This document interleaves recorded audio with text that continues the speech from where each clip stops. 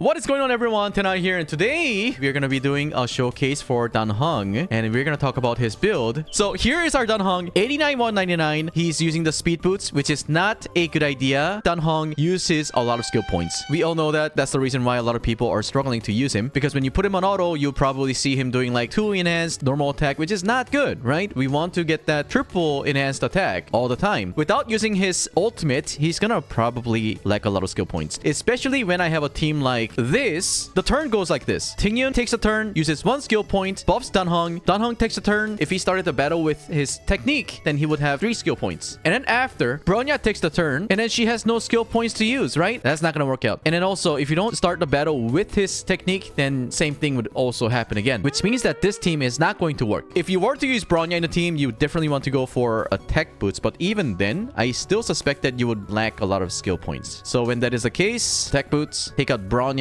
And for the relics, we are using broken set. We are using 2-piece imaginary and 2-piece musketeer. The best set, in my opinion, is the musketeer set. It's because there's no conditions to get the full bonus here. So there's that. Imaginary, though, when you want to get this bonus, you need to break the enemy with imaginary damage, which is why you would probably want to pair him up with Welt. And Welt is a skill point eater. Some people said just use his auto attack and use his ultimate. I think that is capped, because without using skills, it would probably take him multiple turns to actually be able to get his ultimate up, right? Unless you have Tingyun. And even if you do have Tingyun, you want to use that ultimate on Imbibitor Lunae, not Welt. Welt is not the main DPS. And then we have nothing on the Eidolons. Keep that in mind that on my channel, if I do reach 100k subscribers, I am going to unlock all those Eidolons and super imposition to do a showcase. So basically that means that I would unleash Kafka E6. That's gonna be Sealy E6 S5, Blade E6 S5, everything. So subscribe to my channel now with the large settings on. Thank you, thank you. Okay, we're gonna take this to the Luofu Forgotten Hall. So I do know that this is a scam showcase, which is totally fine. I like to scam people, but we do know how much damage we'll be doing with the support characters. We already done that before, so I'm gonna be putting Tingyun, Silver Wolf, because at the end of the day, if you do use this character manually, then Silver Wolf is a skill point positive character. Okay, here we go. Tingus,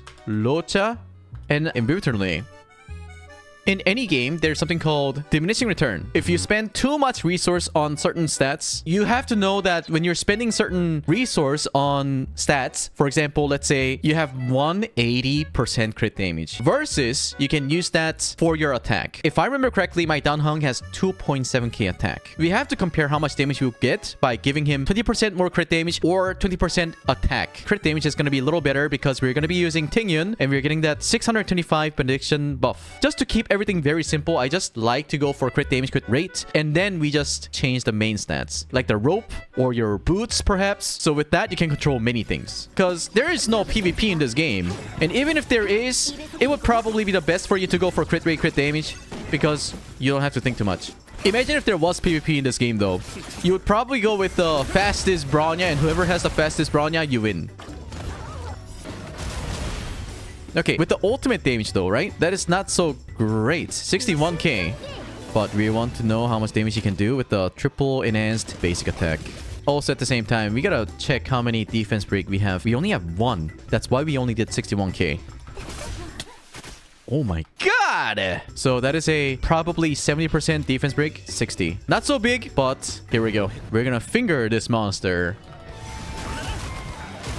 Oh my god, that is the damage I'm talking about. Owie.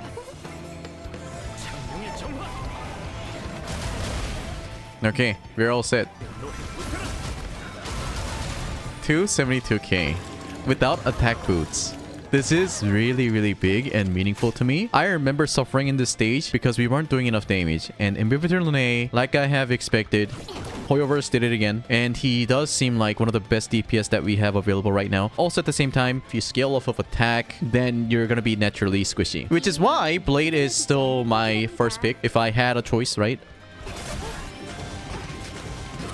But then again, if you do build all your characters... Oh my god, Tingyun is dead! That's fine. We got this. We got this. Imbibitor Lunae is going to single-handedly carry me. You know what? Screw healing.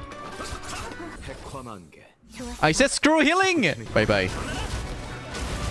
Yes. She didn't even have imaginary weakness. So I just want to give you the feeling of how much damage you can do when you max enhance your character like this. And also, yes, your character depends so much on your traces and your relics in this game. Keep that in mind that my Imbibitor Lunae is E0S1. There's no reason for you to go for extra copies of him. Although it looks pretty broken, E0S1 is very strong. Unfortunately though, there's no other light cone that can actually like replace this. And that art right here is very, very sexy. Like, I'm not gay, but that's quite attractive. You know what I mean? Like, damn. Is this how the girls felt when you see those boob cracks on those characters like this? Wow, it's amazing. I think it is time for us to claim everything from the achievement. We can take all the achievements, jades, and then we're gonna be rich. We have 290 achievements. I don't know how long this is gonna take. All right though, how many jades do I have? Woo! We have 2.3k jades. All right, here we go. Can we get 5-star? No. Oh, we can buy 5 tickets. All right, cool. Please. Ay, Shiba. All that work for 2 multi and I didn't get shit. We can take my Imbibitor Lunae to Phantylia. We might get some nice musketeer set too, right? Kind of feels illegal to have a support character that is not so squishy to have speed like that. Okay, let's put it on auto. Just because. What did you drop in between her cracks? Okay. Skill points! This stage is designed for Imbibitor Lunae. 100%. Ooh, what just exploded?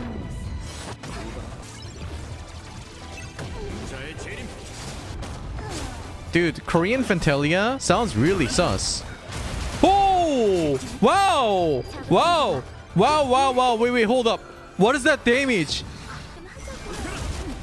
This is speed Dan Hong, by the way. Now we don't really have to think about, oh, don't build him wrong. You can either go for attack or speed. It's totally fine. As long as you max out your trace levels, it's totally fine. I love this game for this. Same thing for Kafka. I thought she kind of sucked. But after maxing out her ultimate, I learned that she is doing good amount of damage. Let's go!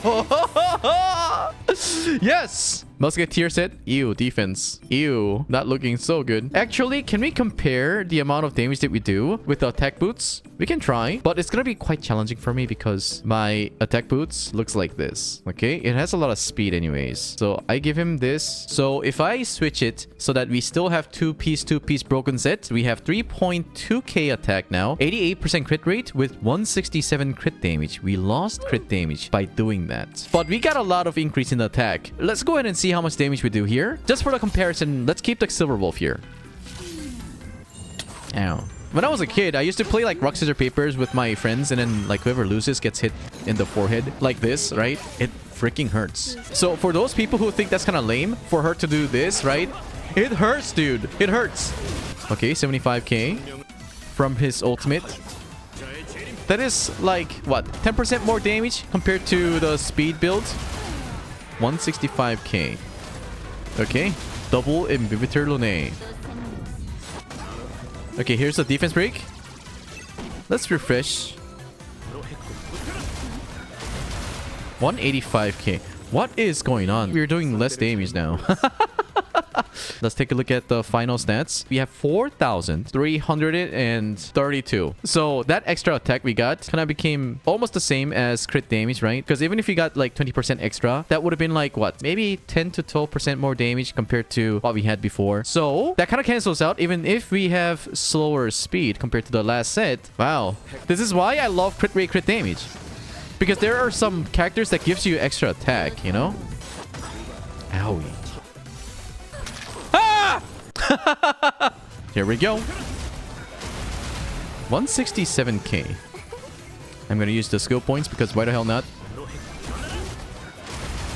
143k. Just with the attack buff. She had the defense break, but that was probably from Silver Wolf, right? 6%. Ultimate first. Use ultimate here for extra defense break. Okay, now how much damage? Again, 180k. Wait, dude. What is this? What is going on? So assuming that you have cracked relics, you should go for speed boots. It's probably because we have too much speed on the attack boost that we have, right? That's why it's a little disappointing compared to speed boost we had. Yes, you did.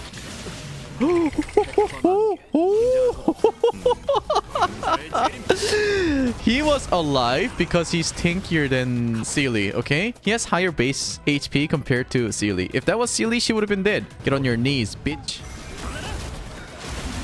Oh, same damage. 245k, same damage. Attack, not needed. This is also not needed. Let's go back to our speed boots. So we have 2700 attack now. 127 speed again. 89, 199.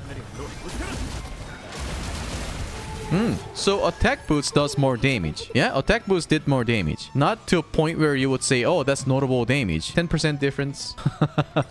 Because of course, my quality of my relics is just too good. And it wouldn't be fair, again, for me to compare that with my, you know, attack boots. My attack boots has too much speed. Critting and not critting here and there also makes a lot of difference. Although we did kind of like assume that we crit all the time, that was probably one of the variants, right? This is where we see the maximum damage, I guess.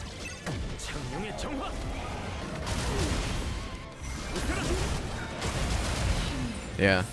Very on par with attack boots. So don't listen to those guys where they say, oh my god, you need to build him with blah blah blah. Because I have to say this so many times that you cannot choose the quality of your relics that you get, right? So depending on what you have, just using them is just so much better. In conclusion, whichever set you use on Imbibitor Lunae, it's all gonna be okay as long as you get the benefit from it. I'm very happy with my Imbibitor Lunae, but also at the same time kind of sad because of the current meta has to be like monsters doing a lot of damage in one turn because they want to sell Fushan. I'm very sorry for repeating myself so many times, but I want to highlight that Hoyoverse always highlights the new characters. And then because Imbibitor Lunae came out in between Blade and Fushan, unfortunately, he might not look as great as he is. But I'm gonna have to say that you don't need to wait for Sealy rerun. Imbibitor Lunae is going to break everyone's ass. Thank you so much for watching this video, and I hope this video was somewhat helpful. And again, if this channel gets 100k subscribers, and don't forget to click on the bell too, right? We're gonna unlock all those Eidolons and superimposition so that we can be the strongest YouTube channel in the Honkai Star Rail community. Anyways, until then, I'll see you guys in the next one. Adios.